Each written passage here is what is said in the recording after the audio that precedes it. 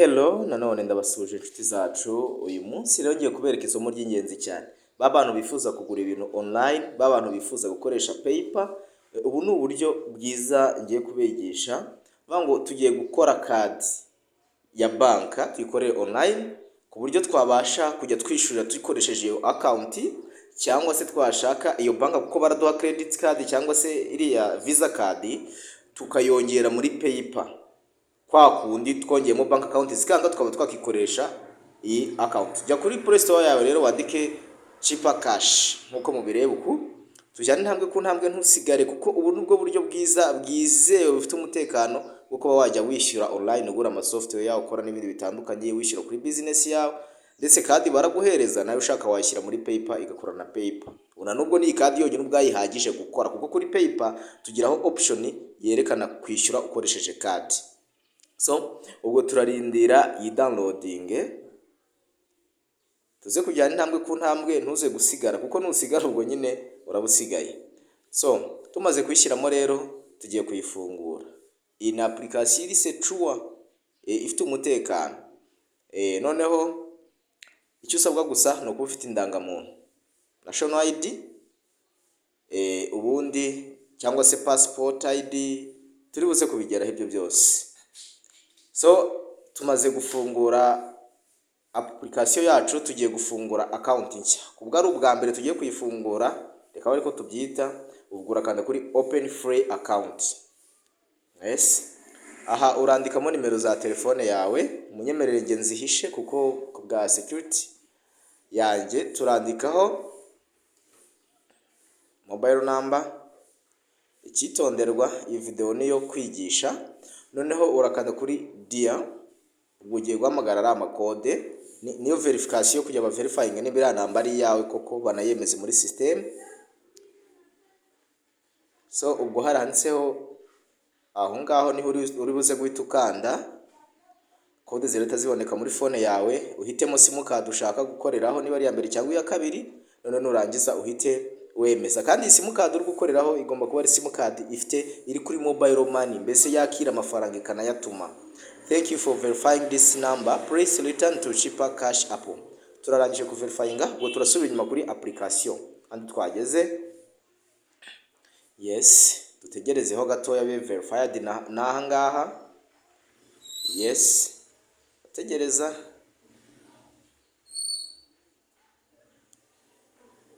Have to wait, urategereza n'ubundi. Iki kibazo kizakemura ibibazo bya payment byose bya online. Noneho tugiye kuzuza ahangaha uzashyiramo ibintu byawe bya nyabyo, amazina, igihe wavukiye bihuje no kuri national ID yawe cyangwa se kuri identity yawe, kugira ngo hato bitazabasha kugucanga. Ubwo rero murabizi ko atari ngombwa kubyerekana byo, ndagerageza kugenda mpisha bimwe na bimwe kubw'impamvu. So ubwo ahangaha ukandaho ugahitamo umwaka. Maze guhitamo umwaka rero uhitamo n'itariki, ugahitamo n'ukwezi wavukiye bihuje neza n'ibiri kuri national ID, kugira ngo verification yawe itaza kwangwa. Bitandukanye verification irapfa. Bugitse ngo step ya mbere ugomba kubyuzuzamo nkuko bikwiriye, ntuze kwibeshya. None turakanda kuri next,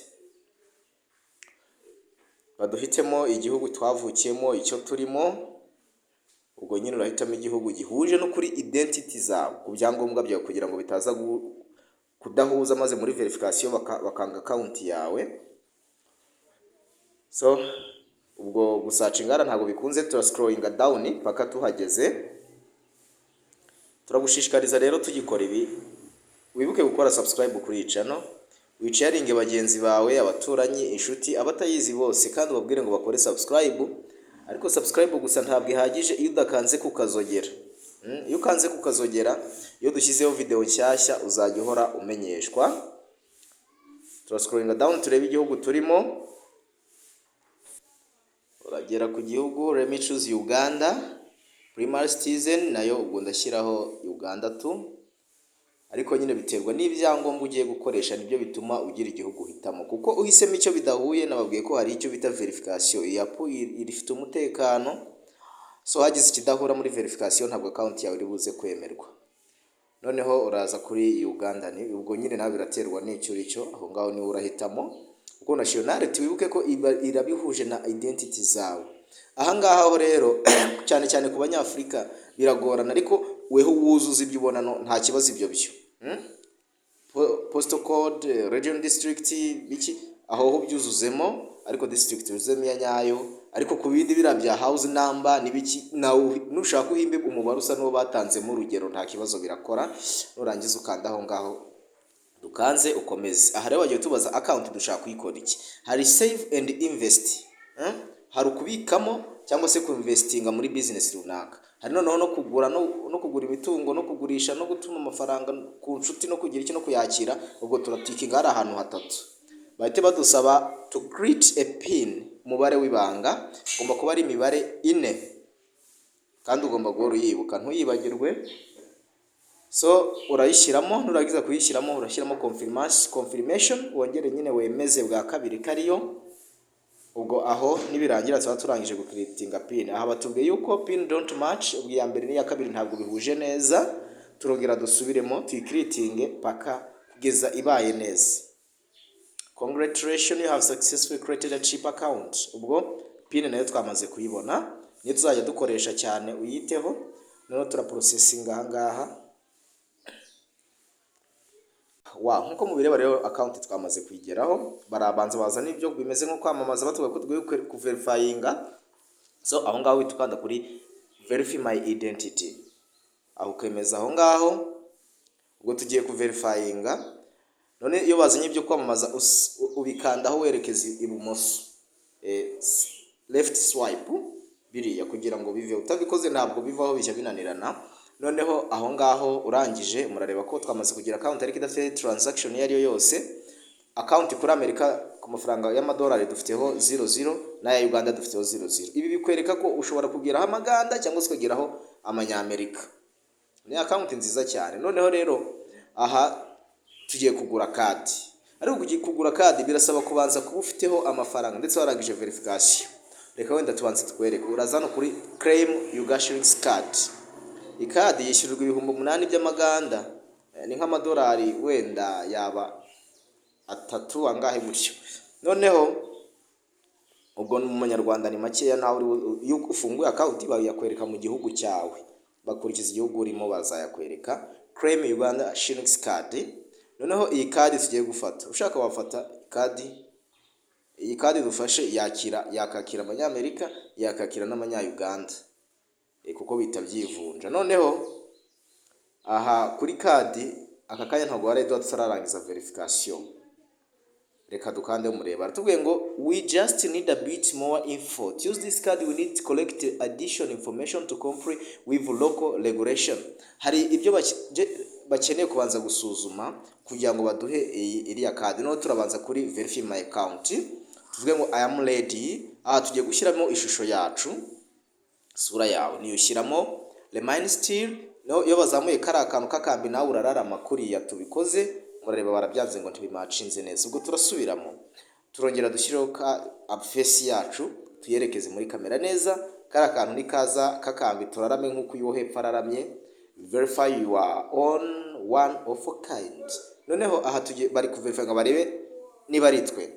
Account ifite secure cyane, uzabona ahantu ho kuverifyinga face yawe uzamenya ngo nahantu ho kwitondera. Noneho ibyo tubirangije turategerezaho gato verification, baratwereka kirangiye.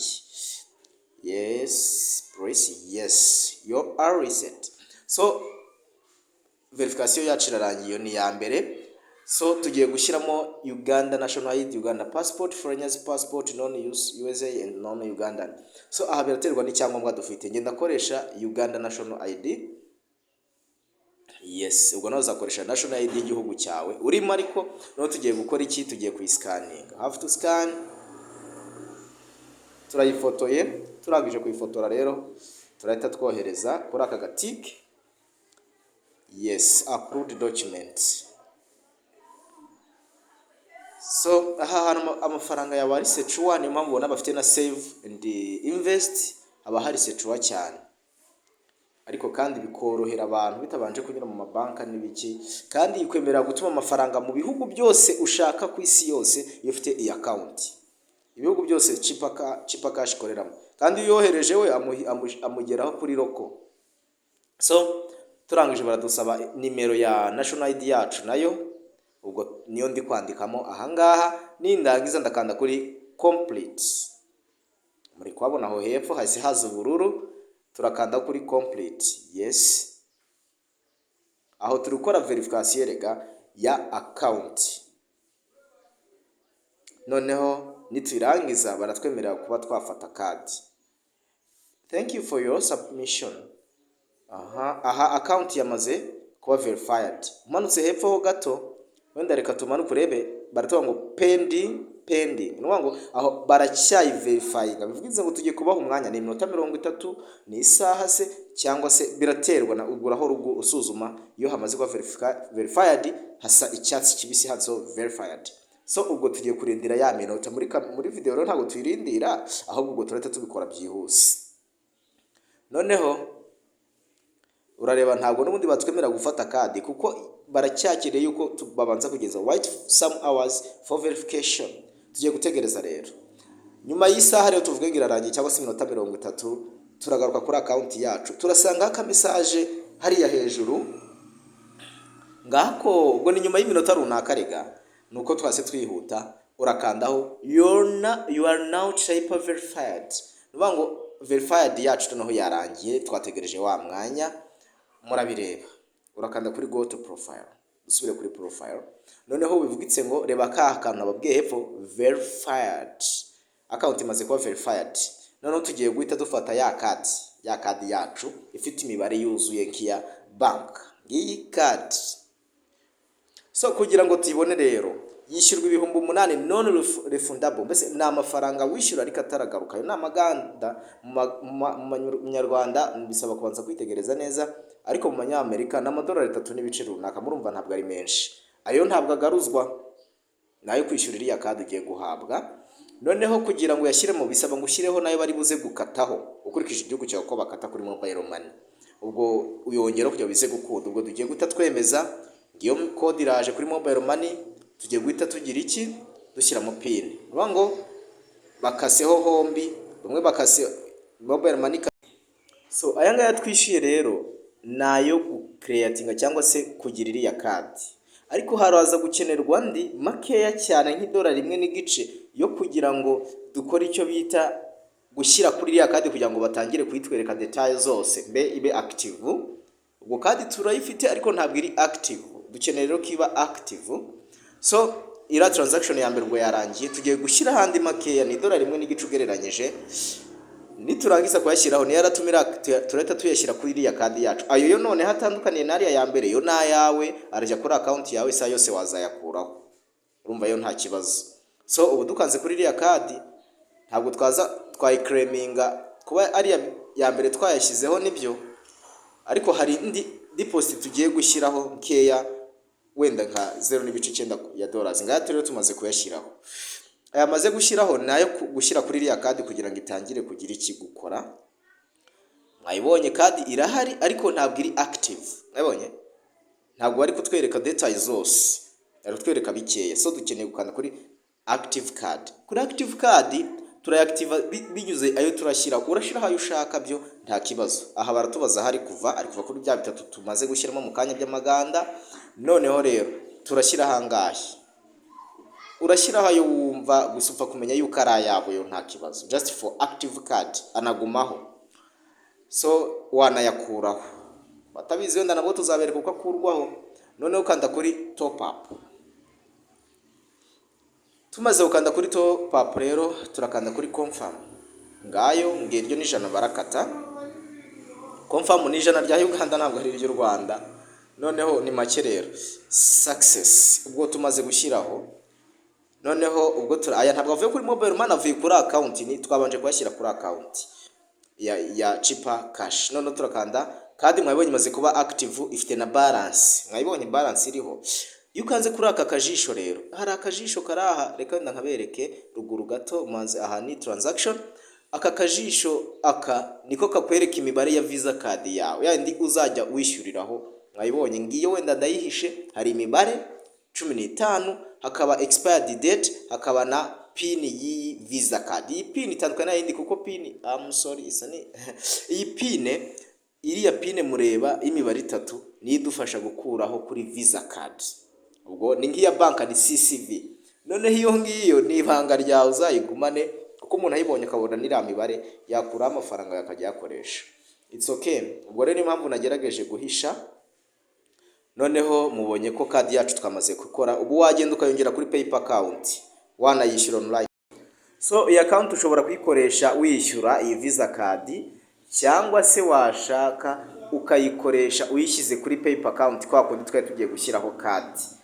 Mwakoze kureba video yacu, mutubaze ibyo bidasobanukiwe rero no kuza kutubaza muri comment, kandi tugushishikariza kwibuka gukora subscribe no gucaringa video ku bantu bose bakenera kwishyura online mu buryo bworoheje. Iyo uyifite ushaka ntiwagira PayPal account, kandi ushaka nabwo wayikoresha ukayishyira muri PayPal account ukabiconnectinga nabwo byakunda.